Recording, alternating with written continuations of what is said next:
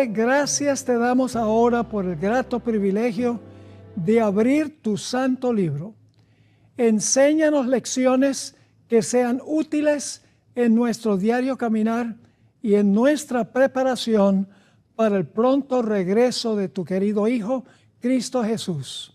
Guíanos, pues, en nuestro estudio.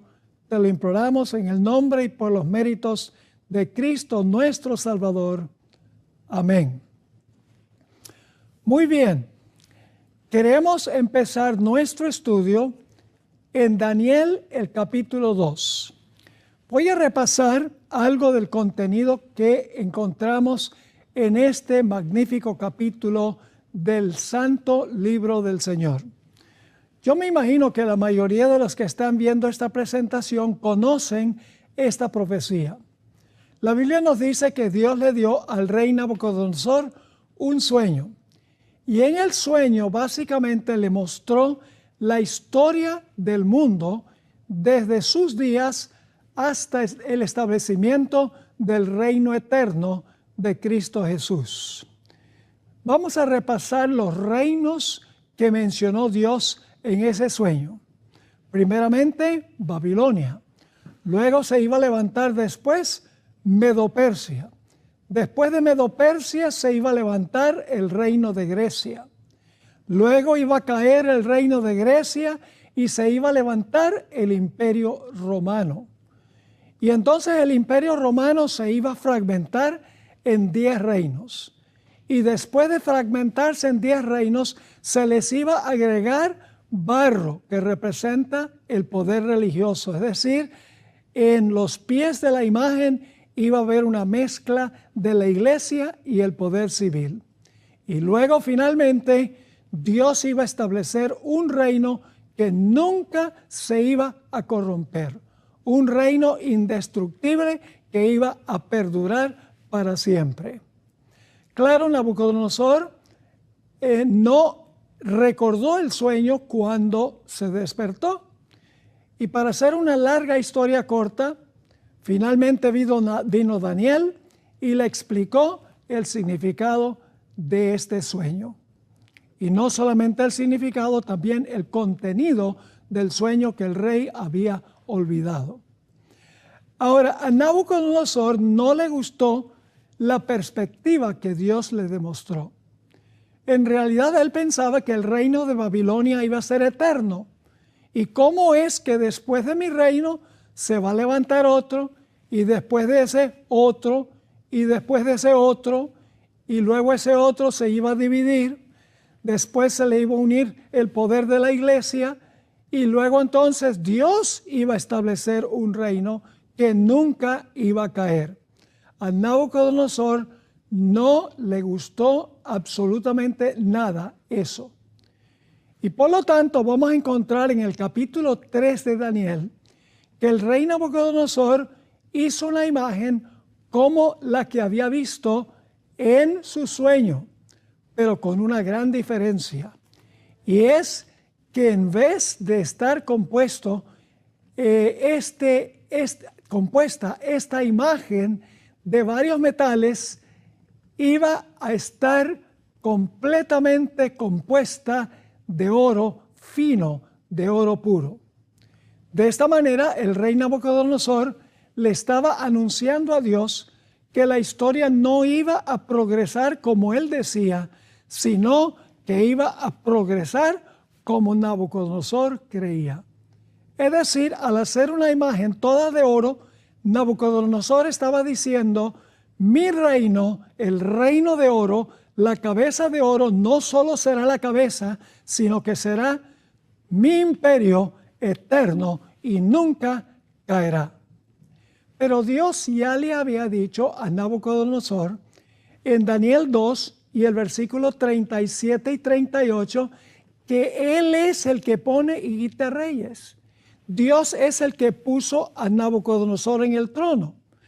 Él no se levantó porque tenía ejércitos más poderosos, porque tenía más inteligencia, porque tenía más recursos, mejores armas. No, sencillamente Dios, quien dirige la historia, colocó a Nabucodonosor a gobernar en ese momento de la historia. Vamos a leer Daniel 2, 37 y 38, donde dice, aquí le está hablando Daniel, tú, oh rey, eres rey de reyes.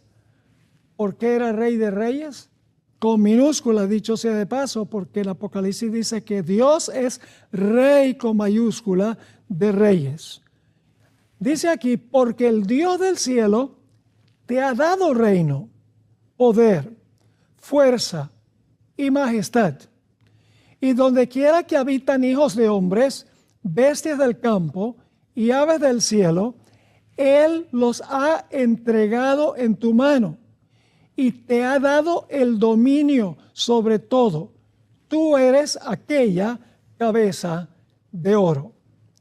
Así que fíjense, claramente Dios le dice a Nabucodonosor, tú eres un rey de reyes porque Dios te ha colocado allí. No es porque tú eres más poderoso. Y luego entonces viene la descripción del sueño que tuvo Nabucodonosor y la secuencia de reinos hasta el reino eterno de Dios. Así que a Nabucodonosor no le gustó la perspectiva que Dios le presentó. Él dijo, yo seré el que controla la historia. Mi reino será un reino eterno y nunca caerá.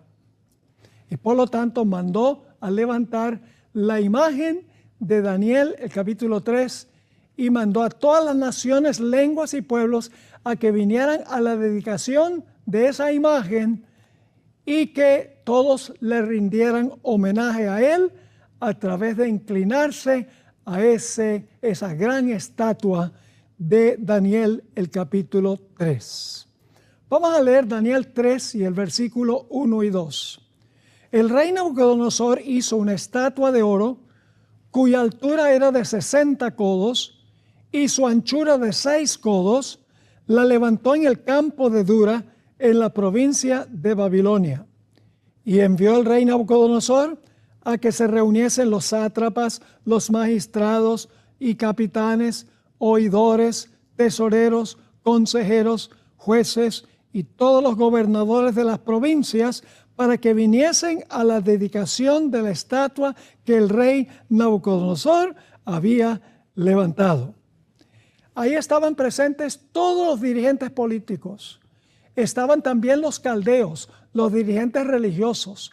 Es decir, estaban todos los importantes del reino de Nabucodonosor. Así que Nabucodonosor dice, cuando suenen los instrumentos, todo el mundo a inclinarse ante la estatua, a rendirle adoración. Ahora, el tema central de este capítulo tiene que ver con adoración y tiene que ver con los mandamientos de Dios versus los mandamientos de los hombres. Fíjense que Nabucodonosor estaba yendo más allá de su esfera de autoridad. Él podía gobernar en asuntos civiles, pero no tenía ningún derecho como el rey civil de imponer observancias religiosas. Él estaba estableciendo adoración, pero la adoración le pertenece única y exclusivamente a Dios. Así que vienen todos los grandes de la tierra y entonces Nabucodonosor le dice, lenguas, naciones y pueblos, inclínense ante la imagen cuando escuchen los instrumentos musicales. Sonaron los instrumentos y todos los que estaban presentes se inclinaron ante la imagen, señal del reino eterno de Nabucodonosor. Pero la historia nos dice que hubo 3 que rehusaron inclinarse ante la imagen. Desafiaron al monarca más poderoso del mundo en esa época. La Biblia nos dice que los caldeos, quienes eran los dirigentes religiosos, acusaron a los hebreos ante el rey, porque el rey, dice, se enojó grandemente. Ustedes pueden leer eso en el versículo 13, donde dice, entonces Nabucodonosor dijo con ira y con enojo que le trajesen a Sadrach, Mesach y Abednego. Al instante fueron traídos estos varones delante del rey. Así que al principio el rey Nabucodonosor se llena de ira y de enojo porque su autoridad ha sido cuestionada. Ahora vamos a leer el capítulo 3 y el versículo 15 y vamos a ver aquí que el rey le lanza un desafío a estos tres jóvenes. Ahora vamos a encontrar que nuestro tema central de nuestro estudio de hoy está titulado El Libertador. En realidad la palabra librar es central en el capítulo 3 del libro de Daniel. Y vamos a encontrar que es central también en el capítulo 6 y vamos a encontrar la última referencia en Daniel 12 y el versículo 1. Pero eso está en el futuro.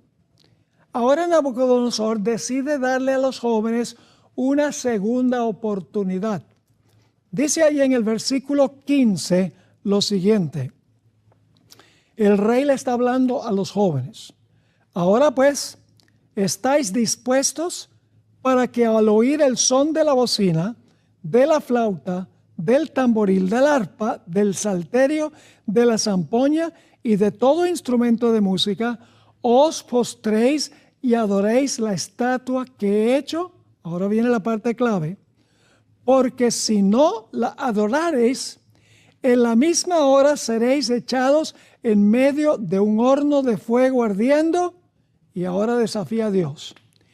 ¿Y qué Dios será aquel que os, cuál es la palabra ahora? Libre de mis manos. Esa palabra es clave en el capítulo. Los jóvenes no fueron altaneros. Le respondieron al rey de una forma cortés, de una forma decente. Noten el versículo 16 hasta el versículo 18.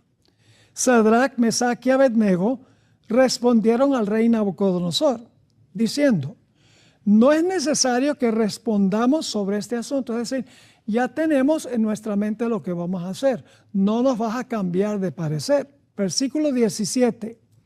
He aquí que nuestro Dios, a quien servimos, puede, ahora viene la palabra clave otra vez, puede librarnos del horno de fuego ardiendo y de tu mano, oh rey, aquí viene la clave otra vez, nos librará. Es decir, nuestro Dios es el libertador. Él nos puede librar. Pero estos jóvenes no fueron presuntuosos con Dios. En el versículo 18 dice, y si no, si Dios no nos libra, sepas, oh rey, que no serviremos a tus dioses, ni tampoco adoraremos la estatua que has levantado.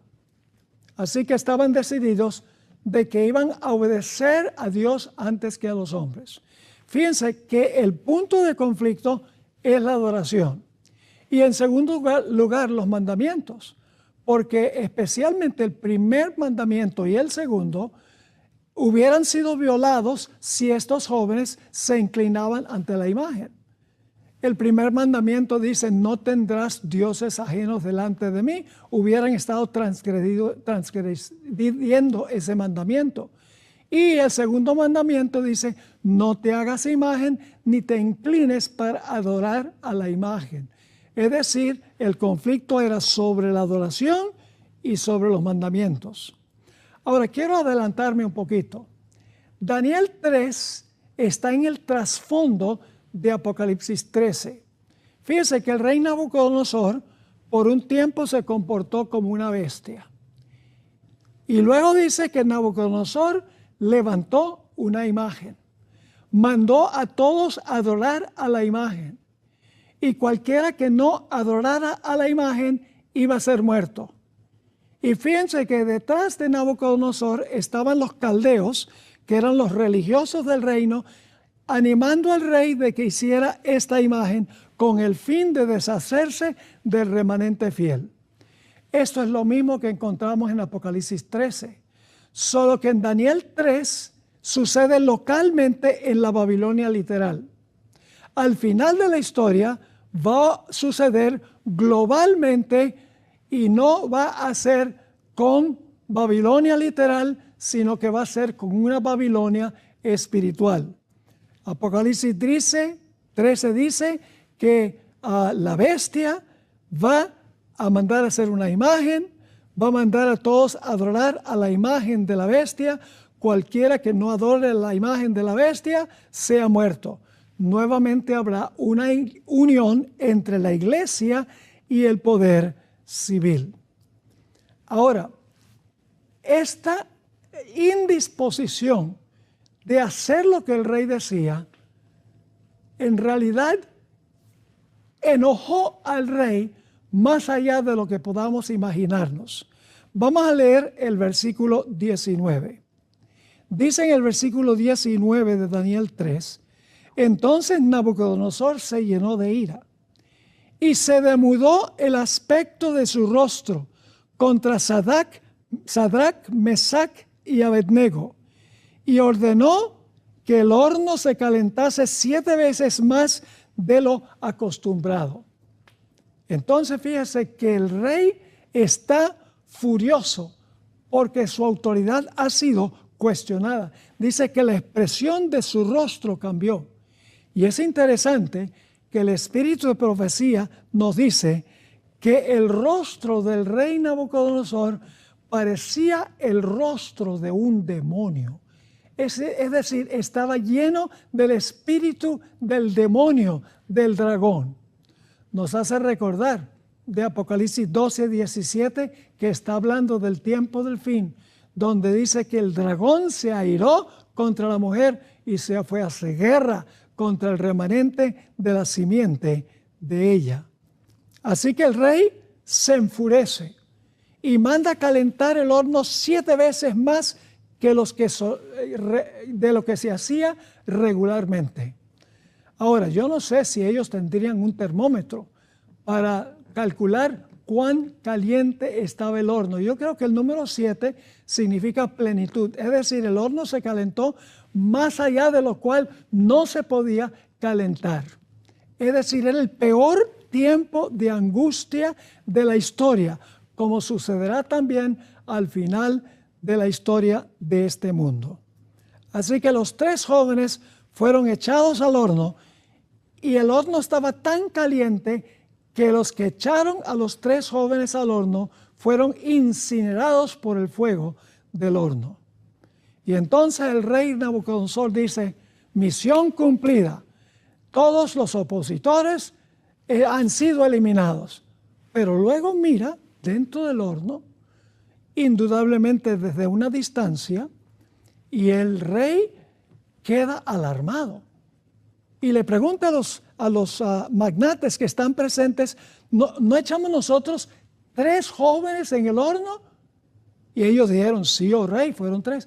Él dice, yo veo 4 que están caminando en el horno como si fuera un parque. Y entonces Nabucodonosor, dice la Biblia, que describe al 4.º personaje que se hizo presente allí en el horno. Vamos a Daniel 3, 24 y 25. Daniel 3, 24 y 25 para ver quién se presentó en el horno. Dice allí en el versículo 24, entonces el rey Nabucodonosor se espantó y se levantó apresuradamente y dijo a los de su consejo, ¿no echaron a 3 varones atados dentro del fuego? Ellos respondieron al rey, ¿es verdad, oh rey? Y él dijo, he aquí, yo veo 4 varones sueltos que se pasean en medio del fuego sin sufrir ningún daño. Y el aspecto del cuarto es semejante, y la traducción Reina Valera 60 dice, semejante al Hijo de los dioses. Porque dicen, bueno, Nabucodonosor, ¿cómo iba a reconocer a Cristo, el Hijo de Dios? Así que se imaginan que debe traducirse el Hijo de los dioses. Pero la hermana White explica que los 3 jóvenes, quienes habían estado ya un tiempo en Babilonia, le explicaron al rey la apariencia del Hijo de Dios. Y el rey sabía cómo se veía físicamente el Hijo de Dios, porque Daniel y sus compañeros le habían explicado el aspecto físico del Hijo de Dios. Pero en un momento vamos a encontrar algo muy interesante. Así que el rey dice, yo veo un cuarto y el cuarto se parece al Hijo de Dios. Pero ahora viene un detalle muy, muy interesante. Vamos al versículo 28. Nabucodonosor acaba de decir que el que estaba en el horno era semejante al Hijo de Dios. Pero ahora el versículo 28 va a decir algo un poquito diferente. Dice el versículo 28, entonces Nabucodonosor dijo, bendito sea el Dios de ellos, de Sadrach, Mesach y Abednego, que envió su ángel, y ahora viene la palabra clave, envió a su ángel y libró a sus siervos. Un momento. Acabamos de leer en el versículo 25 que fue el Hijo de Dios el que entró al horno para proteger a los tres jóvenes. Ahora Nabucodonosor dice que envió a su ángel para estar en el horno. ¿Cómo es eso? Pues en un tema futuro vamos a ver que ese ángel, que significa mensajero, no es un ángel común y corriente. Es un ángel que se conoce como el arcángel Miguel, que es otro nombre para Cristo Jesús. Es decir, el arcángel Miguel es Cristo. Por eso el Hijo de Dios es el mismo ángel que estuvo en el horno. Ahora sigamos leyendo el versículo 28. Entonces Nabucodonosor dijo, bendito sea el Dios de ellos, de Sadrach, Mesach y Abednego, que envió su ángel. Recuerden que es el arcángel Miguel, otro nombre para Cristo Jesús. Jesús no es un ángel común y corriente, es Dios en todo sentido de la palabra, pero lleva el nombre Miguel, que significa quien es como Dios. Es un nombre desafiante. Así que dice que envió su ángel, y ahora viene la palabra clave, y libró a sus siervos que confiaron en él. Fíjese la clave, confiaron en él, por eso los libró. Y que no cumplieron el edicto del rey y entregaron sus cuerpos antes que servir y adorar a otro Dios que su Dios. Ahora, Nabucodonosor después da un decreto muy interesante. Vamos en nuestras Biblias un poco más adelante en el capítulo 3 y el versículo 29. Ahora el rey da un decreto que tampoco es legítimo, porque tiene que ver con Dios, no tiene que ver con asuntos civiles. Dice en el versículo 29, por lo tanto decreto que todo pueblo, nación o lengua que dijere blasfemia contra el Dios de Sadrach, Mesach y Abednego sea descuartizado y su casa convertida en muladar, por cuanto no hay Dios, ahora viene la palabra clave otra vez, por cuanto no hay Dios que pueda librar como este. Ahora, este decreto fue ilegítimo. Y ustedes dicen, ¿pero por qué? Porque ningún gobernante civil puede amenazar a la gente que si ellos dicen algo en contra de Dios, la casa se va a demoler y van a ser descuartizados. Porque la adoración se la debemos a Dios, la blasfemia es contra Dios, Dios tiene que arreglárselas con nosotros, no el poder civil. Así que aquí tenemos la primera historia que vamos a estudiar hoy, la historia de los tres jóvenes en el horno de fuego.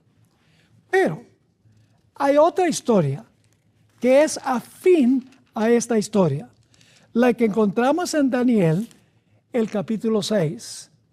En Daniel 3 los jóvenes fueron echados en un horno de fuego. En Daniel 6, Daniel fue echado en un foso de los leones. La historia en Daniel 6 complementa la de Daniel 3. Es decir, Daniel 6 nos da otra perspectiva del mismo conflicto final que ocurrirá cuando la historia esté concluyendo. Ahora, en Daniel capítulo 3, el rey estableció una observancia religiosa.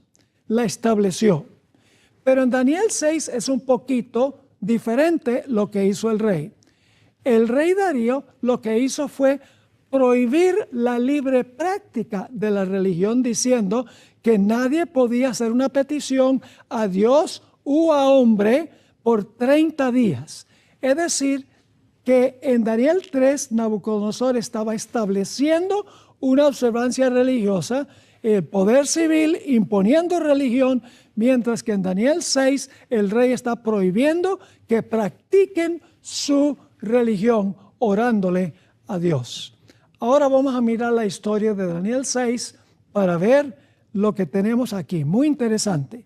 Nuevamente tiene que ver con la adoración, porque la oración es adoración, y tiene que ver con la ley de Dios versus los mandamientos de los hombres.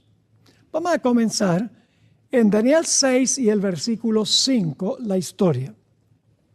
Dice allí: entonces dijeron aquellos hombres, los enemigos de Daniel, no hallaremos contra este Daniel ocasión alguna para acusarle, si no la hallamos contra él en relación con la ley de su Dios. No podían encontrar que Daniel había hecho algo contra el rey o contra el reino. Así que dicen, tenemos que hacer algo con él relacionado con la observancia de la ley de Dios. Y entonces el rey va a dar un decreto civil. Es decir, el conflicto es entre las leyes de los hombres y la ley de Dios. Así que ellos preparan la trama en el versículo 6. Dice lo siguiente: entonces estos gobernadores y sátrapas se juntaron delante del rey y le dijeron así: Rey Darío, para siempre vive. Todos los gobernadores del reino, magistrados, sátrapas, príncipes y capitanes, han acordado por consejo que promulgues un edicto real y lo confirmes, que cualquiera que en el espacio de 30 días demande petición de cualquier dios u hombre fuera de ti, oh rey, sea echado en el foso de los leones. Ahora, oh rey, confirme el edicto y fírmalo, para que no pueda ser revocado conforme a la ley de Media y de Persia, la cual no puede ser abrogada. Firmó pues el rey Darío el edicto y la prohibición. El rey no tenía ni la menor idea que en realidad los enemigos de Daniel querían deshacerse de él. El rey en realidad amaba a Daniel. El rey tenía en buena vista a Daniel. Pero ellos querían deshacerse de Daniel y lo hicieron procurando engañar al rey. Así que la Biblia nos dice que esta ley se escribió, se ratificó y no se podía cambiar como las leyes de los medos y de los persas. ¿Qué hizo Daniel? ¿Fue políticamente correcto y cerró las ventanas de su cámara? No. Él dio testimonio del Dios verdadero como siempre lo había hecho antes. Note lo que sigue diciendo en el versículo 10 de Daniel 6.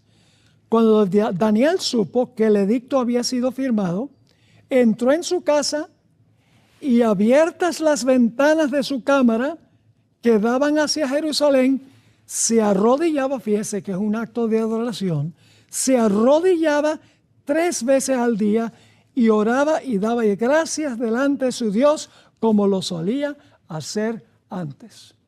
No se acomplejó, sino que decidió seguir haciendo como siempre había hecho.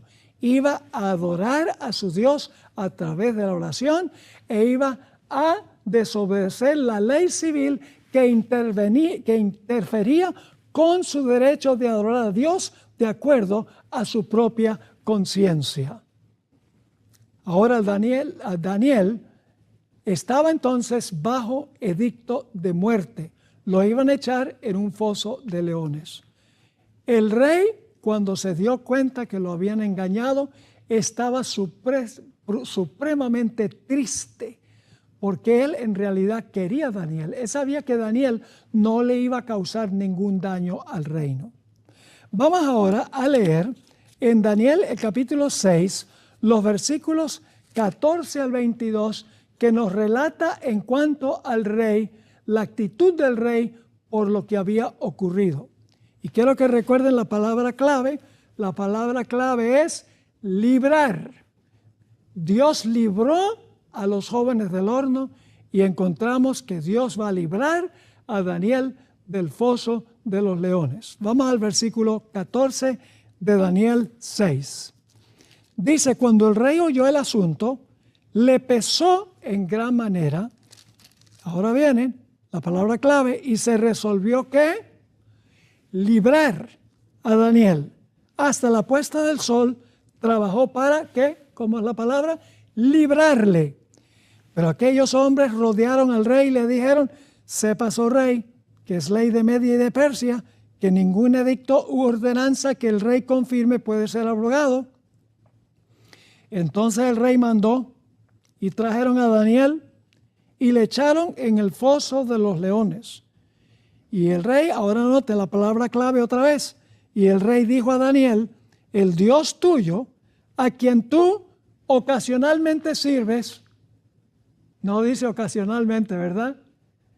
El Dios a quien de vez en cuando sirves, no, dice, el Dios a quien tú continuamente sirves, Él te libre. Es decir, yo no te puedo librar, Daniel. Yo soy esclavo ahora de mi propia ley, porque no se puede cambiar. Así que tiene que intervenir tu Dios te libre. Sigamos leyendo. Versículo 16. Y el rey mandó que trajeran a Daniel, le echaron en el foso de los leones, y el rey dijo a Daniel, el Dios tuyo, a quien tú continuamente sirves, Él te libre.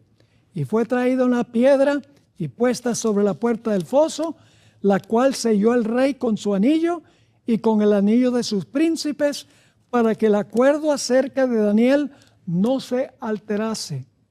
Luego el rey se fue a su palacio y se acostó ayuno.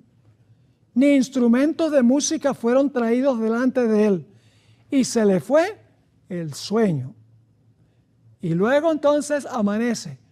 Ha sufrido insomnio toda la noche, porque Daniel está en el foso de los leones y se pregunta, ¿será que el Dios a quien Daniel sirvió continuamente pudo librarlo de la muerte segura? Versículo 19. El rey pues se levantó muy de mañana y fue apresuradamente al foso de los leones.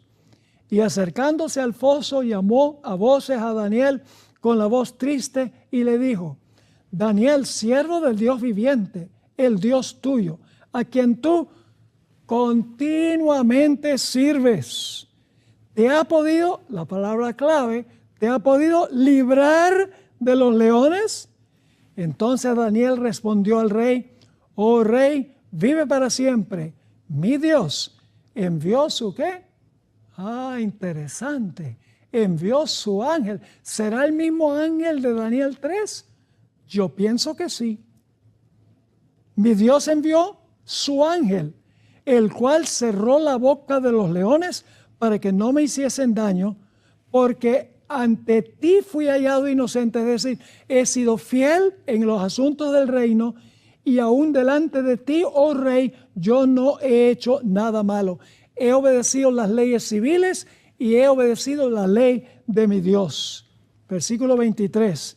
Entonces se alegró el rey en gran manera a causa de él, y mandó sacar a Daniel del foso. Y fue Daniel sacado del foso, y ninguna lesión se halló en él. ¿Por qué razón? Porque había confiado en su Dios.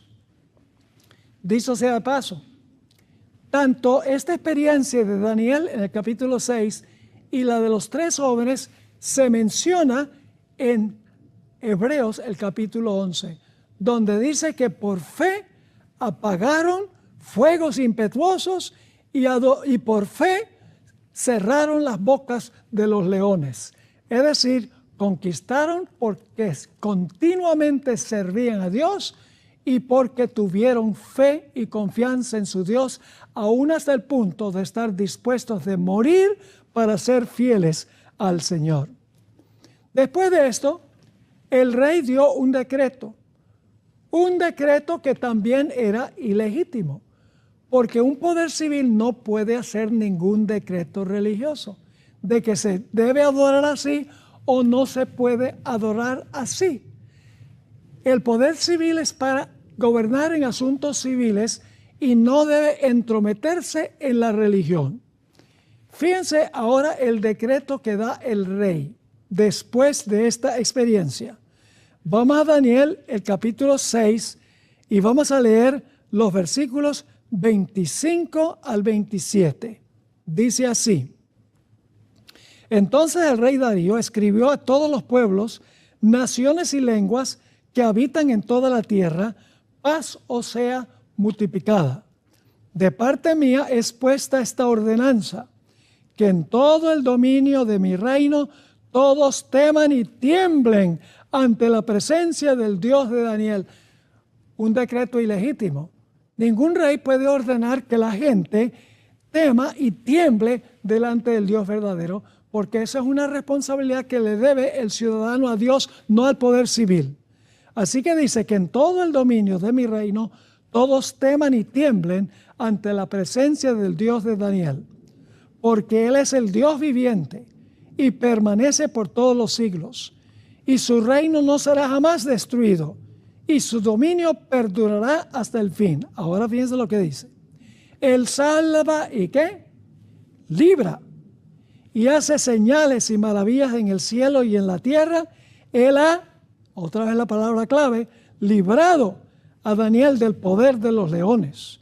Así que noten claramente aquí la palabra clave en el capítulo. Dios es el que libra a sus fieles. Ahora, quiero traer a colación este punto muy importante. Los Estados Unidos fue establecido como una nación para garantizar libertad de cultos y libertad civil. Ahora, ustedes notan que en estas dos historias que hemos estudiado hay dos dimensiones. En primer lugar está la prohibición de que el poder civil imponga alguna observancia religiosa.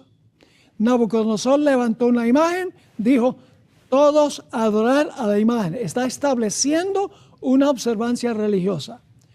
En Daniel 6 es un poco distinto, porque en Daniel 6 el rey no está imponiendo una ley de cómo adorar, sino que está prohibiendo la práctica libre de adoración, diciendo que no se puede orar. Es decir, hay dos dimensiones. El poder civil no puede establecer religión, ni puede prohibir la libre práctica de la religión. Ahora, ¿cómo se relaciona esto con Daniel el capítulo 6 y Daniel el capítulo 3? En la Constitución de los Estados Unidos de América, en la primera enmienda a la Constitución, que es parte de la Constitución, en esa enmienda dice que el poder civil, que el Congreso no puede hacer ninguna ley que establezca religión, ni tampoco puede hacer una ley que prohíba la libre práctica de la religión. Es decir, que en los Estados Unidos el gobierno no puede imponer ninguna ley que le diga a la gente: ustedes tienen que adorar así. Y tampoco pueden redactar e imponer una ley que dice: ustedes no pueden adorar de esta manera. La primera enmienda a la Constitución de los Estados Unidos es una enmienda que garantiza plena libertad civil, plena libertad religiosa, para adorar a Dios como Dios le dice a su conciencia, y para no adorar a Dios también si la persona no quiere adorar a Dios. Libertad civil y libertad religiosa. Pero nos dice en Apocalipsis 13 que los Estados Unidos va a tener un cambio de actitud.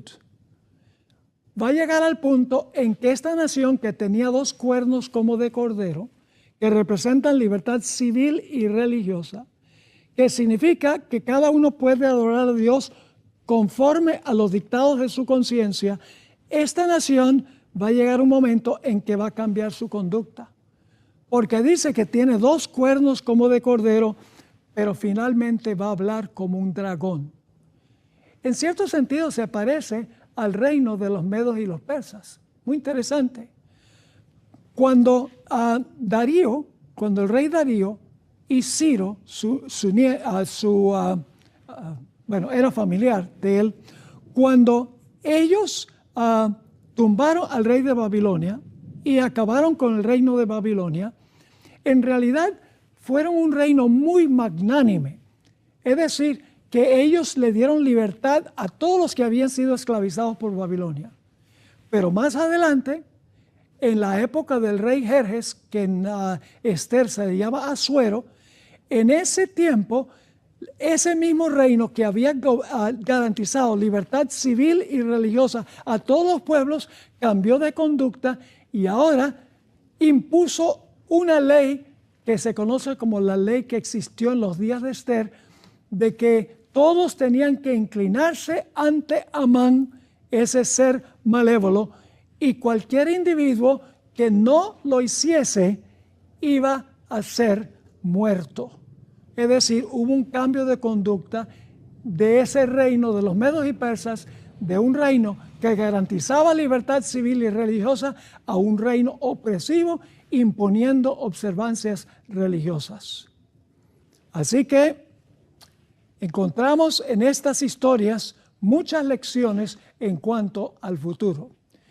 Pero ahora necesitamos ir a un versículo más antes de terminar nuestro estudio de hoy. Vamos a Daniel, el capítulo 11, y vamos a leer el versículo 44. Daniel 11 y el versículo 44. Esto habla de una persecución final. Fíjese que persiguieron a Daniel, persiguieron a los 3 jóvenes por asuntos religiosos, por conflicto entre la ley de Dios y la ley de los seres humanos. ¿Será que al final de la historia va a pasar algo semejante? ¿Que los poderes civiles van a imponer observancias religiosas y van a prohibir que la gente practique su religión? La historia se repite, mis queridos amigos. Va a suceder de nuevo. En Daniel 11:44 se habla de un poder que se conoce como el rey del norte. En otras partes de la Biblia se conoce con otros nombres. Por ejemplo, en Daniel 7 se le llama el cuerno pequeño. En Apocalipsis 13 se le llama la bestia. En Apocalipsis 17 se le llama la ramera. En 1 Juan, el capítulo 2, se le llama el anticristo. En Mateo 24 se le llama la abominación asoladora. Aquí se le llama el rey del norte. Habla de una persecución final contra los fieles de Dios. Dice en Daniel 11 y el versículo 44 en cuanto a este poder lo siguiente. Dice así: pero noticias del oriente y del norte, especialmente para los adventistas que escuchan este tema, esto se está refiriendo al fuerte clamor de Apocalipsis 18, 1 al 5, y se está refiriendo también al sellamiento de Daniel, de Apocalipsis, el capítulo 7. Es decir, este es el fuerte clamor acompañado de la lluvia tardía y el mensaje del sellamiento, el sello en la frente, que es la observancia del sábado como señal de reconocimiento al Creador. Así que dice: pero noticias del oriente y del norte lo atemorizarán. Es decir, el rey del norte, quien hasta este punto en el capítulo 11 ha estado conquistando y pisoteando y saliendo victorioso, dice que estas noticias lo van a espantar. Ahora permítame ampliar este asunto del fuerte clamor y de el mensaje que viene del norte. En realidad, el norte es la dirección del compás de Dios, es el cielo.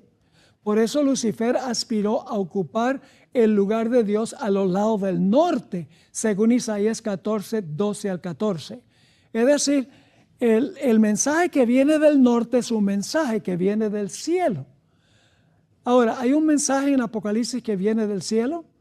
Apocalipsis 18 habla de un ángel poderoso que desciende del cielo y proclama un mensaje poderoso y toda la tierra es alumbrada con su gloria. Encontramos que ese es el mensaje del norte en Apocalipsis 11. Y luego en Apocalipsis el capítulo 7 viene un ángel con el sello del Dios vivo y viene a sellar a los fieles en sus frentes, y este ángel viene de donde nace el sol, viene del oriente. Es decir, que este mensaje del oriente y del norte es el mensaje del sábado, el sellamiento, y el mensaje del fuerte clamor del ángel que viene del cielo y alumbra a toda la tierra con su gloria. Y esto va a atemorizar y va a enojar al rey del norte, es decir, a este sistema religioso del cual estamos hablando, que en realidad representa al poder papal. Note lo que sigue diciendo aquí en el versículo 44. Pero noticias del oriente y del norte lo atemorizarán, y saldrá con gran ira para destruir y matar a muchos. Esto va a causar el tiempo de angustia, cual no fue desde que hubo nación, ni tampoco habrá un tiempo de angustia como este. Este será el foso de los leones para el pueblo de Dios. Este será el horno de fuego para los que son fieles a Dios, solo que no será en la Babilonia, allá en el Medio Oriente. Será una Babilonia espiritual y global que se menciona en Apocalipsis el capítulo 17 como la ramera que se sienta sobre muchedumbres, naciones, lenguas y pueblos, y que está ebria con la sangre de los santos y de los mártires de Jesús. Ahora, ¿qué va a pasar con el pueblo de Dios? Un decreto de muerte contra ellos, según dice Daniel 11 y el versículo 44. ¿Será que podemos esperar que el mismo personaje que libró a los 3 jóvenes del horno, el mismo personaje que libró a Daniel del foso de los leones, va a intervenir para, la palabra clave, librar a su pueblo al final de la historia? Ahora es que vamos a nuestro último versículo, Daniel 12 y el versículo 1. Cuando el rey del norte sale para destruir y matar a muchos, fíjense que va a venir un tiempo de angustia para el pueblo de Dios, como ocurrió con Daniel y los 3 jóvenes que fueron echados al horno.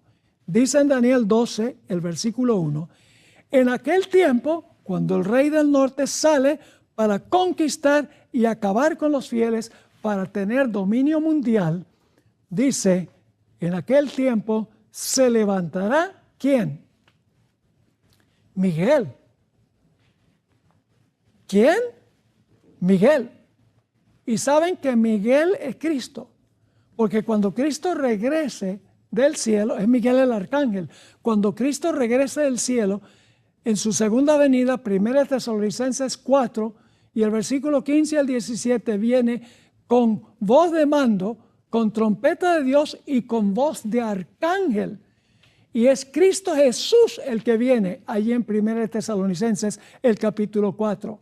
Así que aquí Miguel es el mismo que se presentó en el horno, el mismo que se presentó en el foso de los leones, que va a librar al remanente final de Dios.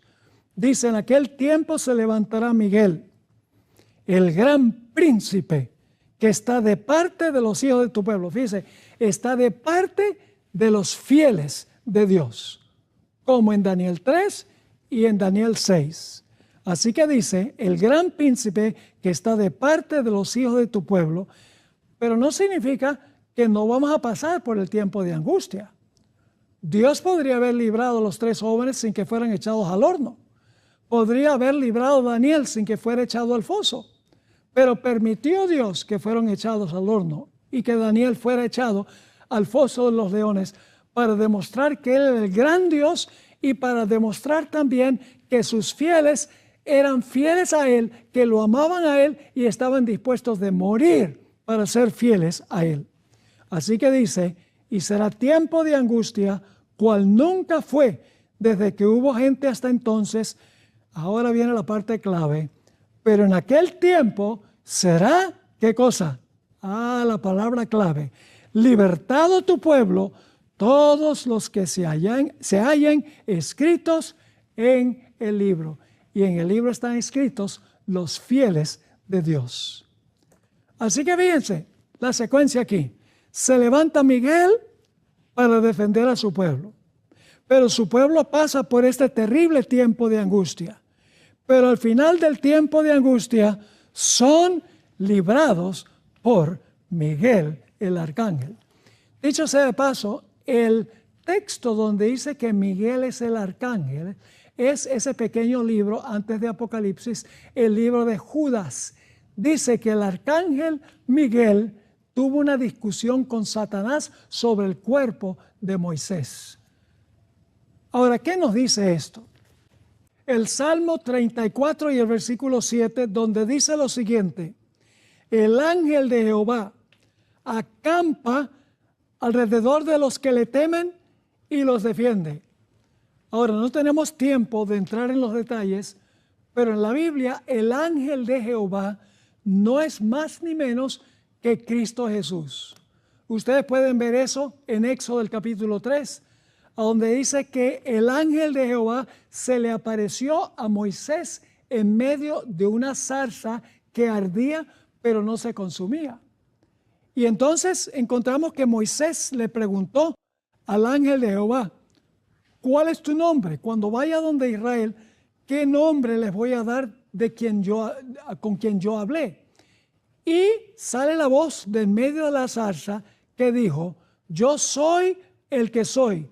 Dile a Israel que yo soy, me envió a ustedes. Ahora, ¿cómo sabemos que ese ángel de Jehová, que se identificó como el yo soy, no es ni más ni menos que Cristo Jesús? Porque más adelante, según Juan 8 y el versículo 58, encontramos que Jesús estaba hablando con un grupo de judíos y el Señor Jesucristo les dijo: de cierto os digo, que antes que Abraham fuese, yo soy. Y ustedes dicen, bueno, ¿qué tiene que ver eso? En realidad, si miramos el contexto, Jesús estaba reclamando ser el personaje que se le apareció a Moisés en la zarza. ¿Y cómo sabemos eso? Porque dice que los judíos, el versículo 59 de Juan 8, recogieron piedras para tirárselas a Jesús porque se estaba haciendo Dios. Porque la legislación de Moisés decía que cualquiera que se proclamara Dios debía ser apedreado. Es decir, que ese personaje, el ángel de Jehová, no es ni más ni menos que Cristo Jesús. Así que cuando el Salmo 34:7 dice: el ángel de Jehová acampa alrededor de los que le temen, fíjense, los que temen al ángel, y los defiende, está hablando de Cristo Jesús. Mis queridos hermanos y amigos, no tenemos que temer la crisis que viene. Va a ser dura. La fe será severamente probada. Pero tenemos un capitán, el libertador, Cristo Jesús, quien se va a levantar para defender a los fieles que continuamente confían en Dios. Dios quiera que cada uno de nosotros nos acerquemos al Señor y seamos ese pueblo que gocemos de la protección de Jesús. Dios les bendiga. El tiempo del fin y la solemne responsabilidad del pueblo de Dios en los últimos días. Vivimos en una época marcada por la aceleración de los acontecimientos, por la confusión moral, por la inestabilidad política, económica y espiritual, y por un creciente distanciamiento del ser humano respecto a los principios eternos establecidos por el Creador. Al observar el escenario mundial desde la perspectiva profética, resulta imposible ignorar que los eventos que se desarrollan ante nuestros ojos encajan con notable precisión en el marco profético delineado por la Escritura y ampliamente ampliado por el testimonio del Espíritu de profecía. El año 2026 no se presenta como un simple punto cronológico dentro del calendario humano, sino como una etapa avanzada dentro del tiempo del fin, un periodo en el que las profecías no solo se están comprendiendo con mayor claridad, sino que están transitando de la teoría al cumplimiento progresivo. La humanidad, muchas veces sin advertirlo, avanza hacia el clímax del gran conflicto entre el bien y el mal, mientras el pueblo de Dios es llamado a despertar de todo letargo espiritual y a colocarse en una posición de vigilancia activa, discernimiento profundo y consagración total. El reconocido expositor bíblico contemporáneo ha insistido de manera reiterada en que las profecías finales no deben ser estudiadas con un espíritu sensacionalista ni con el objetivo de alimentar el temor, sino con una intención pastoral y redentora, entendiendo que Dios revela el futuro no para confundir, sino para preparar a su pueblo. Desde esta perspectiva, las profecías de Daniel y Apocalipsis adquieren un significado urgente y práctico, pues describen no solo eventos políticos o religiosos, sino el estado espiritual del mundo y de la Iglesia justo antes del retorno glorioso de Cristo. En el tiempo final, según este enfoque, no todos los acontecimientos proféticos se manifestarán de manera repentina, muchos de ellos se desarrollan de forma gradual, casi imperceptible, preparando el terreno para decisiones trascendentales que pondrán a prueba la lealtad, la fe y la fidelidad del pueblo de Dios. La pluma inspirada, al referirse a los últimos días, presenta un cuadro solemne y a la vez esperanzador, describiendo un mundo que se asemeja cada vez más a los días anteriores al diluvio y a la destrucción de Sodoma y Gomorra, donde la violencia, la corrupción y la indiferencia espiritual predominaban. Pero también enfatiza que Dios nunca ha dejado a su pueblo sin advertencia ni sin luz. El espíritu de profecía señala que, antes del cierre del tiempo de gracia, se producirán movimientos decisivos tanto en el ámbito religioso como en el civil, y que estos movimientos estarán íntimamente ligados a la cuestión de la adoración, la autoridad y la obediencia a la ley divina. En este contexto, el pueblo remanente no es llamado a ocultarse ni a aislarse del mundo, sino a levantar una voz clara, equilibrada y fiel que proclame el mensaje final de misericordia mientras aún hay oportunidad de salvación. Uno de los aspectos más enfatizados por el expositor profético es que el tiempo del fin no comienza con un evento futuro específico, sino que ya está en marcha desde hace décadas, intensificándose conforme nos acercamos al desenlace. Las señales descritas por Cristo, guerras, rumores de guerras, pestes, hambres, terremotos, apostasía y engaño religioso, no deben ser vistas de manera aislada, sino como parte de un conjunto que apunta a una crisis final global. En el año 2026, estas señales no solo se han multiplicado, sino que han alcanzado una dimensión mundial gracias a la interconectividad tecnológica, lo que permite que decisiones tomadas en un punto del planeta tengan repercusiones inmediatas en todo el mundo. Esta realidad, lejos de contradecir la profecía, la confirma y la amplifica, mostrando que el escenario está siendo preparado para un conflicto final de carácter universal. El espíritu de profecía advierte que, en los últimos días, el mayor peligro para el pueblo de Dios no provendrá únicamente de la persecución abierta, sino del engaño sutil, de la falsa seguridad y de una religión carente de poder transformador. Se declara que muchos profesarán fe, pero negarán su eficacia mediante una vida de conformismo espiritual, compromisos con el mundo y una obediencia selectiva a la voluntad divina. En este contexto, la preparación para el tiempo final no consiste únicamente en conocer eventos proféticos, sino en experimentar una profunda obra de reforma personal, un reavivamiento genuino y una relación viva y constante con Cristo. Sin esta experiencia, el conocimiento profético se convierte en información estéril que no capacita al creyente para permanecer firme cuando llegue la prueba decisiva. Asimismo, se destaca que las últimas profecías por cumplirse estarán directamente relacionadas con la imposición de una falsa adoración y con la presión para conformarse a sistemas religiosos y civiles que contradicen los mandamientos de Dios. La pluma inspirada declara que llegará un momento en que la observancia de los principios bíblicos será considerada una amenaza al orden social, a la unidad religiosa y a la estabilidad económica, y que aquellos que permanezcan fieles serán objeto de incomprensión, ridículo y finalmente coerción. Esta realidad no debe sorprender al pueblo de Dios, pues ha sido claramente anunciada, y su propósito no es desalentar, sino preparar espiritualmente a los creyentes para enfrentar la crisis con fe inquebrantable, mansedumbre cristiana y una confianza absoluta en la providencia divina.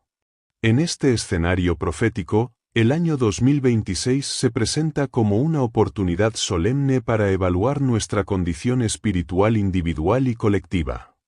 No se trata de fijar fechas ni de hacer predicciones especulativas, sino de reconocer que el tiempo de preparación se está acortando y que cada día que pasa nos acerca más al cierre definitivo de la historia humana.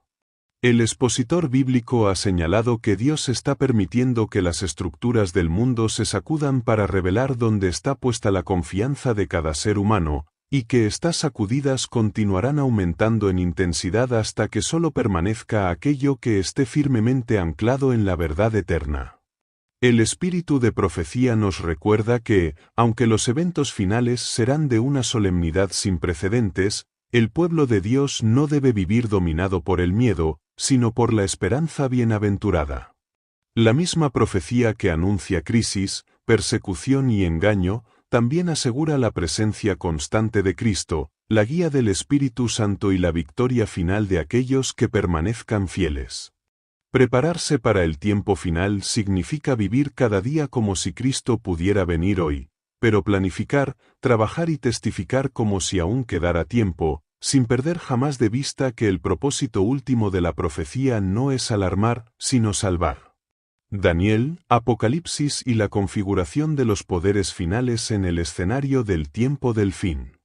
Al adentrarnos con mayor profundidad en el estudio de las profecías finales, resulta imprescindible dirigir la atención a los libros de Daniel y Apocalipsis, los cuales funcionan como columnas gemelas que sostienen la comprensión profética del tiempo del fin.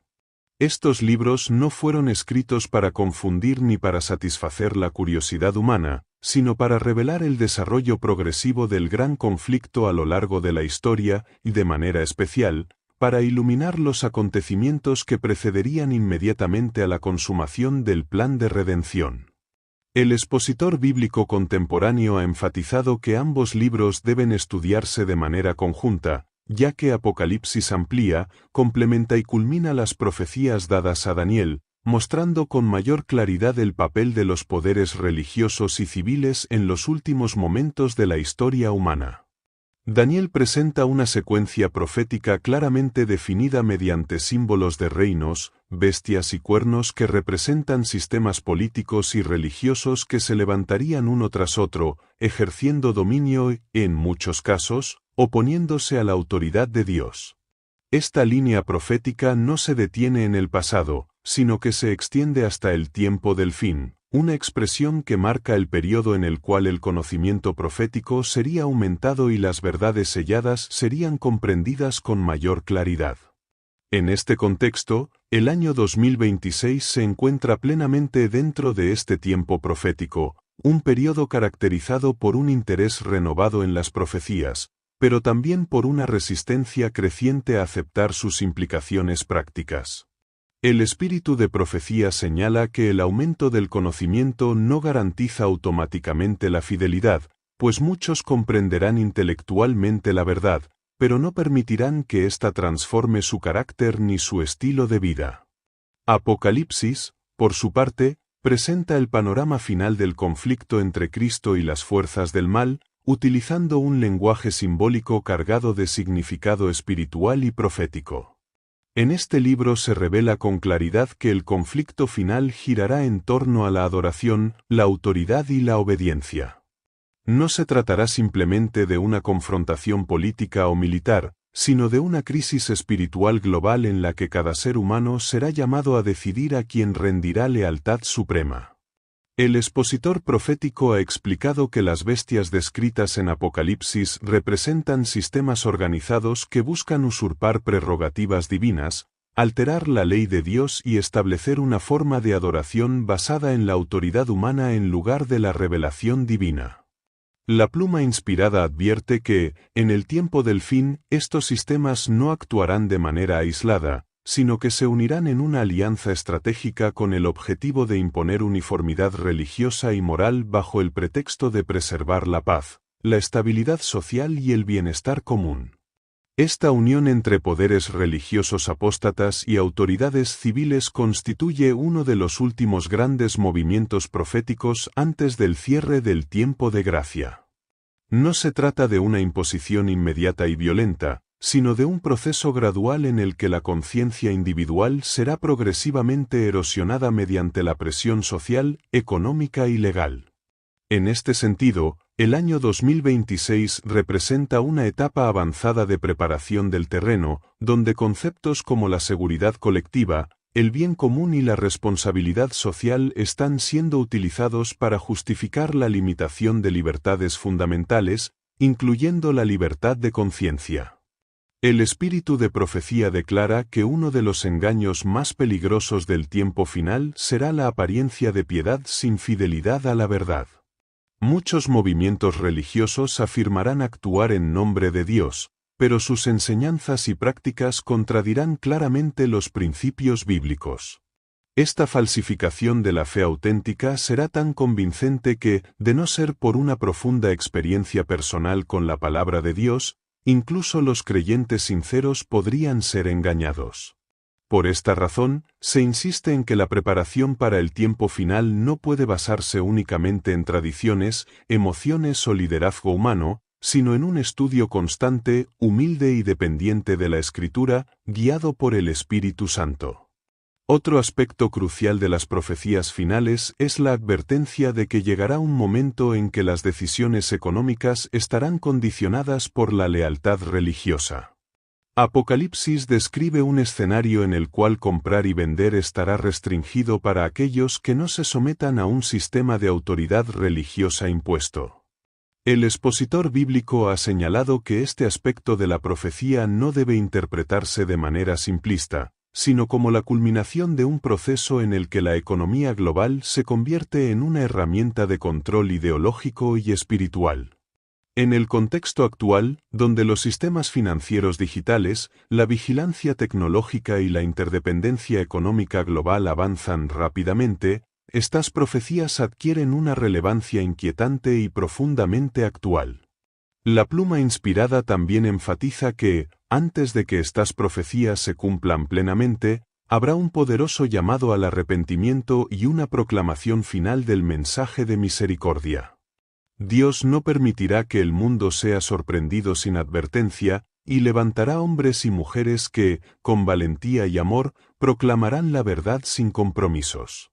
Este mensaje final no será popular, pues confrontará el pecado, el error y la falsa adoración, pero estará acompañado del poder del Espíritu Santo, produciendo una división clara entre aquellos que aceptan la verdad y aquellos que la rechazan. Esta división no será meramente denominacional, sino profundamente espiritual y moral. En este punto, el expositor profético subraya que el pueblo de Dios debe evitar dos extremos peligrosos, la indiferencia espiritual y el fanatismo. La indiferencia conduce a una preparación superficial, mientras que el fanatismo desacredita el mensaje profético y aleja a las personas sinceras.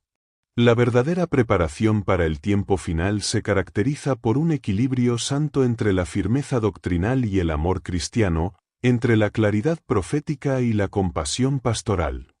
El espíritu de profecía declara que sólo aquellos que reflejen el carácter de Cristo podrán permanecer firmes durante la crisis final, pues la verdad sin amor se convierte en dureza y el amor sin verdad en engaño.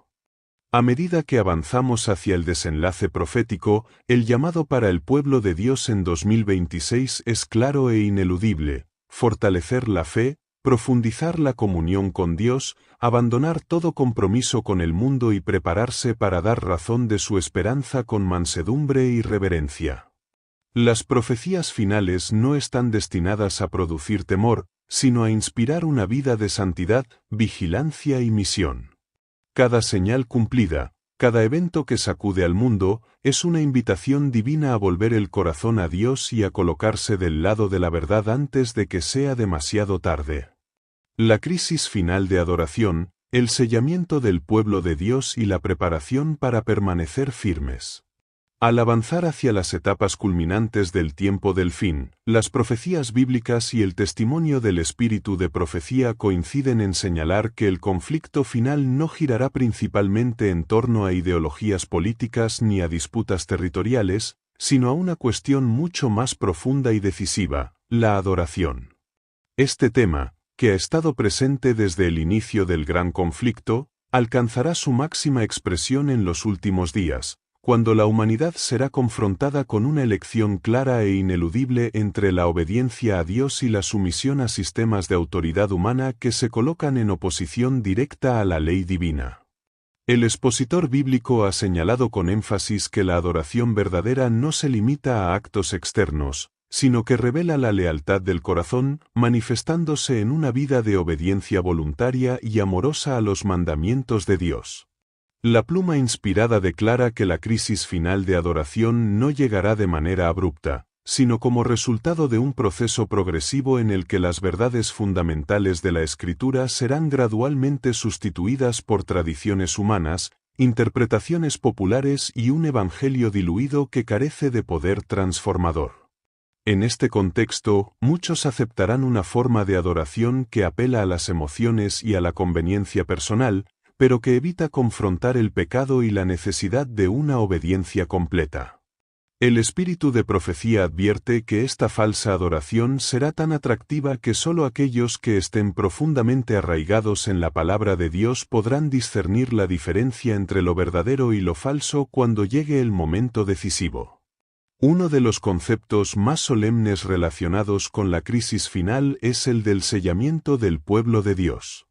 Este sellamiento no es un acto visible ni un ritual externo, sino una obra espiritual profunda que implica la plena aceptación de la verdad y una transformación completa del carácter a la semejanza de Cristo.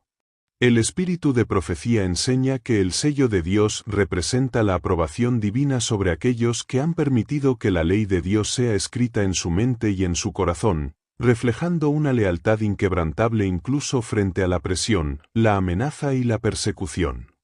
En contraste, aquellos que rechacen la verdad, aun cuando profesen fe, se colocarán bajo una influencia contraria, aceptando una autoridad que no proviene de Dios.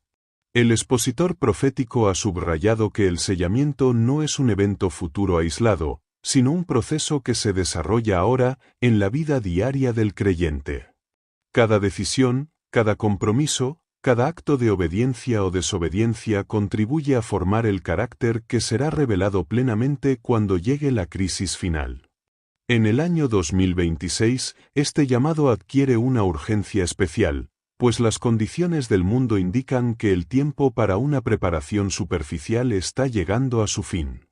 Dios está llamando a su pueblo a una experiencia más profunda, a una fe que no dependa de las circunstancias favorables, sino que permanezca firme incluso cuando seguir la verdad implique sacrificio y pérdida. La pluma inspirada advierte también que, antes del cierre del tiempo de gracia, se producirá una gran sacudida dentro del pueblo que profesa creer la verdad. Esta sacudida no será causada principalmente por la persecución externa, sino por la prueba interna de la fidelidad. Muchos que han tenido luz y privilegios elegirán apartarse, ya sea por amor al mundo, por temor a la desaprobación social o por resistencia a una reforma más profunda del carácter. Al mismo tiempo, personas sinceras que nunca han tenido la oportunidad de conocer plenamente la verdad responderán al llamado final y se unirán al pueblo de Dios, demostrando que la fidelidad no depende del tiempo que se ha conocido la verdad, sino de la disposición del corazón para obedecerla. En relación con la preparación práctica para el tiempo final, el espíritu de profecía enfatiza que el pueblo de Dios debe aprender a vivir una fe sencilla, dependiente y perseverante. Esto incluye una reforma integral que abarca todos los aspectos de la vida, espiritual, moral, familiar y social. La preparación no consiste en aislarse del mundo, sino en vivir en él sin adoptar sus valores ni sus prioridades. El expositor bíblico ha explicado que la verdadera preparación se manifiesta en una vida de oración constante, estudio diligente de la palabra, servicio desinteresado y una confianza plena en la dirección divina, aun cuando el futuro parezca incierto. Asimismo, se declara que en el tiempo final el pueblo de Dios será llamado a permanecer firme sin apoyo humano visible. Instituciones, líderes y estructuras que antes brindaban seguridad podrían fallar o comprometerse, y cada creyente deberá decidir personalmente si permanecerá fiel a Dios sin importar las consecuencias. Esta experiencia de dependencia total es descrita por la pluma inspirada como una de las pruebas más severas del tiempo final, pero también como una de las más purificadoras, pues separa la fe genuina de la fe meramente nominal. En medio de estas advertencias solemnes, el espíritu de profecía ofrece también palabras de profundo consuelo y esperanza. Se asegura que Dios no abandonará a su pueblo en la hora de la prueba, y que aquellos que confíen plenamente en Él serán sostenidos por su poder. La misma mano que guió a su pueblo a lo largo de la historia actuará nuevamente en el tiempo final, abriendo caminos donde no parece haberlos y fortaleciendo la fe de los que permanecen firmes. Esta seguridad no elimina la necesidad de preparación, pero infunde valor y confianza para enfrentar el futuro con serenidad espiritual. Así, el llamado para el pueblo de Dios en 2026 es claro y urgente: prepararse no solo para conocer las profecías, sino para vivirlas, no solo para hablar de fidelidad, sino para practicarla, no solo para esperar la venida de Cristo, sino para reflejar su carácter en cada aspecto de la vida. La crisis final de adoración y el sellamiento del pueblo de Dios no son eventos abstractos, sino realidades espirituales que ya están en proceso, y cada día representa una oportunidad para decidir de qué lado del gran conflicto nos encontraremos cuando se cierre definitivamente la historia humana. El mensaje final al mundo, la proclamación con poder y la intensificación del conflicto en el tiempo del fin. A medida que el mundo avanza de manera inexorable hacia el desenlace de la historia humana, las profecías revelan que Dios no permitirá que los acontecimientos finales se desarrollen sin una proclamación clara, poderosa y universal de la verdad. El espíritu de profecía declara que, antes del cierre definitivo del tiempo de gracia, un mensaje solemne resonará en toda la tierra, llamando a hombres y mujeres de toda nación, lengua y pueblo a tomar una decisión consciente y definitiva en relación con la adoración, la obediencia y la lealtad a Dios. Este mensaje final no surge como una iniciativa humana ni como un movimiento impulsado por intereses terrenales, sino como una obra directa del cielo, destinada a iluminar las mentes, conmover los corazones y revelar el verdadero carácter de Dios en contraste con las falsificaciones del enemigo. El expositor bíblico ha señalado que esta proclamación final no se caracterizará principalmente por grandes demostraciones externas de poder humano, sino por una combinación extraordinaria de verdad bíblica, convicción espiritual y una manifestación palpable de la presencia divina. La pluma inspirada describe este periodo como un tiempo en el que el Espíritu Santo será derramado con intensidad especial, capacitando al pueblo de Dios para proclamar el mensaje con claridad, valentía y amor, aun frente a una oposición creciente. Esta proclamación no solo expondrá el error y la falsa adoración, sino que exaltará a Cristo como el único digno de adoración y obediencia, invitando a todos a refugiarse en Él antes de que sea demasiado tarde. Sin embargo, junto con la proclamación del mensaje final, las profecías advierten que se producirá una reacción igualmente intensa por parte de aquellos que rechazan la verdad. El espíritu de profecía declara que la luz revelada provocará ira en los corazones de quienes se aferran al error, y que esta ira se traducirá en oposición abierta, persecución y esfuerzos organizados para silenciar la voz del pueblo fiel. En este contexto, la persecución final no será motivada únicamente por odio religioso, sino por el deseo de preservar sistemas de autoridad que se sienten amenazados por la verdad bíblica. La fidelidad a Dios será presentada como rebeldía, y la obediencia a los mandamientos divinos será considerada un peligro para el orden social y la unidad global. La pluma inspirada describe que esta persecución se desarrollará de manera progresiva, comenzando con restricciones sociales, presión económica y ridiculización pública, y avanzando hacia medidas más severas conforme la crisis se intensifique. El expositor profético ha explicado que el propósito de esta presión no será solo castigar, sino forzar la conformidad y quebrantar la fe de aquellos que permanecen firmes. No obstante, también se afirma que esta misma persecución servirá para purificar al pueblo de Dios, separando la fe genuina de la profesión superficial y fortaleciendo la confianza de los fieles en I don't blame you for living. This wish had been enough for you to stay.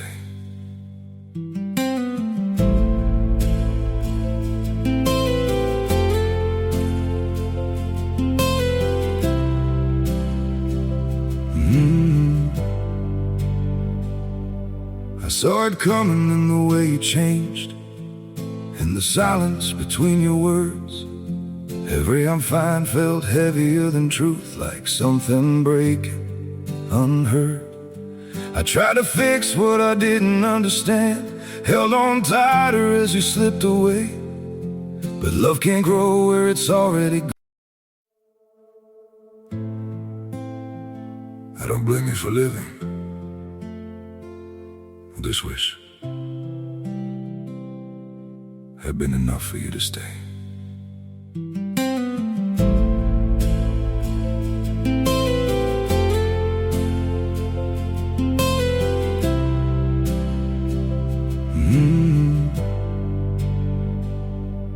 I saw it coming in the way you changed, in the silence between your words.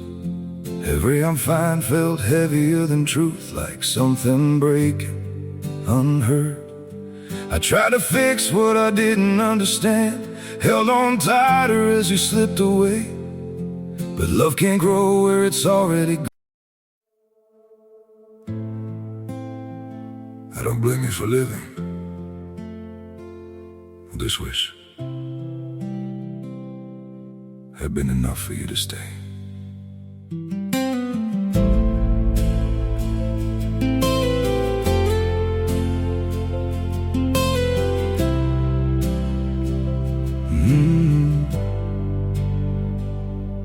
I saw it coming in the way you changed, in the silence between your words. Every I'm fine felt heavier than truth, like something breaking, unheard. I tried to fix what I didn't understand, held on tighter as you slipped away. But love can't grow where it's already gone. I don't blame you for living this wish. En la protección divina. En medio de este escenario de creciente tensión, el espíritu de profecía enfatiza que el pueblo de Dios no debe responder con violencia, resentimiento ni espíritu de venganza, sino con un testimonio que refleje el carácter de Cristo. La mansedumbre, la paciencia y el amor incondicional serán las evidencias más poderosas de la verdad en acción, y muchos serán convencidos no solo por los argumentos bíblicos, sino por la coherencia entre el mensaje proclamado y la vida vivida. Esta experiencia demostrará al universo entero que la ley de Dios no es un yugo opresivo, sino una expresión de amor y libertad verdadera. El año 2026 se presenta, desde esta perspectiva profética, como un tiempo de transición en el que los cimientos del conflicto final se están consolidando rápidamente. La polarización moral, la confusión religiosa y la dependencia creciente de sistemas humanos de seguridad están preparando el terreno para decisiones de alcance eterno. El expositor bíblico ha advertido que este no es un tiempo para la pasividad espiritual ni para una fe cómoda, sino para una consagración profunda y una disposición total a seguir a Dios sin reservas. Cada oportunidad de testificar, cada acto de fidelidad y cada sacrificio hecho por amor a la verdad adquiere un valor eterno en este periodo decisivo.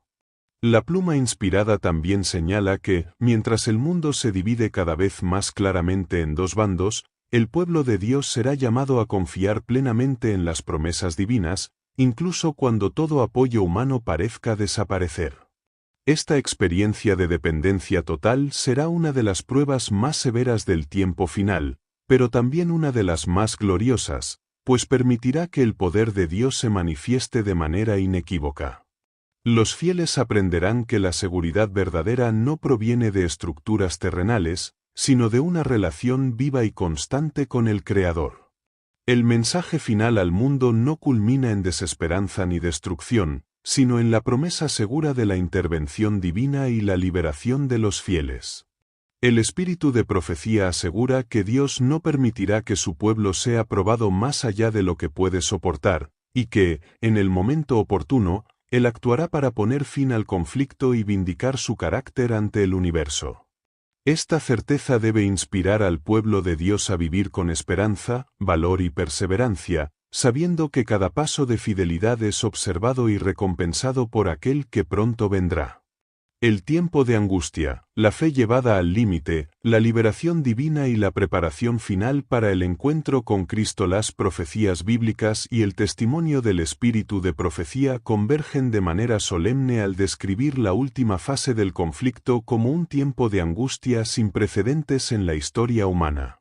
Un periodo en el que las estructuras del mundo colapsarán, la seguridad humana desaparecerá y la fe del pueblo de Dios será probada hasta lo más profundo. Este tiempo no surge como un castigo arbitrario, sino como la consecuencia inevitable de la rebelión persistente contra la ley divina y del rechazo sistemático de la verdad. El expositor bíblico ha señalado que este periodo final revelará con absoluta claridad la insuficiencia de los sistemas humanos para traer paz, justicia y estabilidad duradera, y mostrará que solo Dios es digno de confianza absoluta.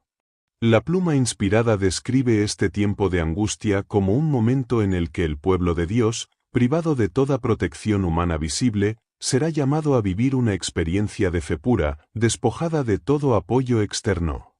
Aquellos que han aprendido a depender diariamente de Dios no serán sorprendidos por esta prueba, pues habrán cultivado una relación constante con Él en los tiempos de relativa calma. En contraste, quienes hayan pospuesto la consagración, confiando en una preparación futura, descubrirán con dolor que la fe no puede improvisarse en el momento de la crisis. El espíritu de profecía advierte que este será el tiempo en que el carácter, formado a lo largo de la vida, se manifestará plenamente. Durante este periodo, la angustia no provendrá únicamente de las circunstancias externas, sino de la intensa lucha espiritual interna que experimentará el pueblo fiel. Al igual que Jacob en su noche de lucha, los creyentes se aferrarán a las promesas divinas, conscientes de su debilidad humana, pero confiados en la fidelidad de Dios. El expositor profético ha enfatizado que esta experiencia no tiene como propósito destruir la fe, sino purificarla, eliminando todo vestigio de autosuficiencia y dependencia del mérito propio. La victoria en este conflicto no se alcanzará mediante la fuerza humana, sino mediante una entrega total y una confianza inquebrantable en la gracia divina. El espíritu de profecía declara que, aunque el tiempo de angustia será real y profundo, no será interminable. Dios ha establecido límites claros a la obra del mal, y en el momento determinado por su sabiduría, intervendrá de manera decisiva para liberar a su pueblo. Esta liberación no solo pondrá fin a la persecución, sino que vindicará públicamente la fidelidad de aquellos que permanecieron firmes. El mismo poder que abrió el mar para Israel y cerró las fauces de los leones para Daniel actuará nuevamente, demostrando que Dios sigue gobernando la historia y que ninguna fuerza humana o demoníaca puede frustrar sus propósitos eternos. En este punto culminante, las profecías dirigen la mirada hacia la esperanza suprema del pueblo de Dios, la manifestación gloriosa de Cristo. La pluma inspirada describe este evento como el clímax de la historia humana, cuando el dolor, el pecado y la muerte serán finalmente derrotados. Para los fieles, este no será un momento de terror, sino de gozo indescriptible, pues verán a aquel a quien han amado y seguido aún sin haberlo visto. El expositor bíblico ha recalcado que la verdadera preparación para este evento no consiste en conocer cada detalle profético, sino en reflejar el carácter de Cristo, pues sólo aquellos que se han vuelto semejantes a Él podrán permanecer en su presencia. En el contexto del año 2026, este mensaje adquiere una relevancia especial y profundamente personal. No se trata simplemente de analizar eventos mundiales o tendencias proféticas, sino de responder al llamado divino a una preparación seria, constante y sincera. El espíritu de profecía declara que ahora es el tiempo de abandonar todo pecado acariciado, de restaurar relaciones rotas, de fortalecer la vida devocional y de comprometerse plenamente con la misión encomendada. Cada día es una oportunidad de gracia, un momento concedido por Dios para elegir la fidelidad y avanzar en la preparación para la eternidad. La preparación final no es una experiencia individualista ni aislada, sino una obra que se desarrolla en el contexto de la comunidad de fe. La pluma inspirada enfatiza la importancia de apoyarse mutuamente, de exhortarse con amor y de mantener la unidad basada en la verdad. En los últimos días, el pueblo de Dios será llamado a reflejar un espíritu de humildad, cooperación y sacrificio, demostrando que el amor divino puede unir corazones aún en medio de la presión y la prueba. Este testimonio colectivo será una poderosa evidencia del poder transformador del Evangelio. Finalmente, el espíritu de profecía asegura que ningún esfuerzo de fidelidad será en vano. Cada oración, cada acto de obediencia, cada sacrificio hecho por amor a Dios será recordado y recompensado. La historia humana no termina en caos ni en derrota, sino en la restauración completa de todas las cosas. Aquellos que hayan permanecido fieles escucharán las palabras más anheladas, la bienvenida al reino eterno, donde ya no habrá más dolor, ni lágrimas, ni muerte. Así concluye este llamado solemne al pueblo de Dios en el tiempo final. En medio de un mundo convulsionado y de profecías en pleno cumplimiento, se nos invita a vivir con los ojos puestos en la eternidad, con el corazón consagrado y con una fe viva que se expresa en obediencia y amor. El tiempo es corto, la obra es grande y la promesa es segura. Ahora, más que nunca, es tiempo de estar listos, atentos y firmes, aguardando con esperanza la gloriosa venida de nuestro Señor. A manera de conclusión e invitación final, y en armonía con el mensaje solemne presentado a lo largo de todo este informe, se hace un llamado sincero y lleno de esperanza a cada lector, oyente y espectador a no guardar estas verdades únicamente para sí mismo. El tiempo en el que vivimos exige que la luz recibida sea compartida, que el mensaje de advertencia y esperanza alcance a otros corazones que quizá aún no han despertado a la realidad profética del momento que atravesamos. Por ello, se extiende una invitación especial a compartir este vídeo con familiares, amigos y conocidos, entendiendo que un simple acto de difusión puede convertirse en el medio que Dios utilice para tocar una vida, despertar una conciencia o fortalecer una fe que estaba debilitándose. Asimismo, se anima a suscribirse al Ministerio Promesas Eternas, como una forma de apoyar la proclamación constante de la verdad, de mantenerse conectado con mensajes que edifican espiritualmente y de participar activamente en una obra que busca preparar un pueblo para el encuentro con Cristo.